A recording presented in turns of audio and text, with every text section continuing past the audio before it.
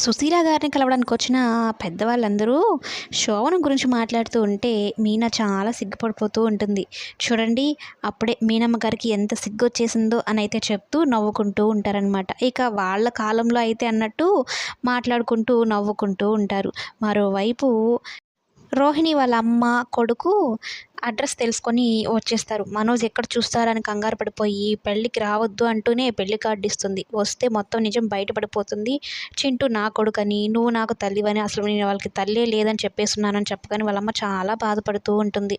ఇక ఏమి చేయలేక వెళ్ళిపోతుంది. సరే నా సంతోషం అంటుంది. కానీ బిడ్డ భవిష్యత్తు ఏంటి అని అనుకుంటూ వెళ్తూ ఉంటుంది. మరోవైపు రవి అయితే శృతిని లైన్లో పెట్టే పనిలో పడిపోయాడు.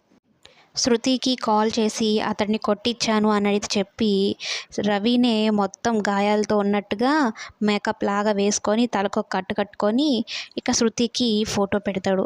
శృతి చూసి అమ్మో నిజంగానే కొట్టించావా, బాగా గట్టిగా కొట్టించినట్టున్నావు కదా అని అయితే అంటూ ఉంటే మరంతే, అలాగే ఉంటుంది, నిన్ను ఏడిపించారు అంటే నాకెంత బాధేస్తుంది అన్నట్లు చెప్తారనమాట. ఇక శృతికేమో రవి మీద మంచి అభిప్రాయం కలుగుతుంది.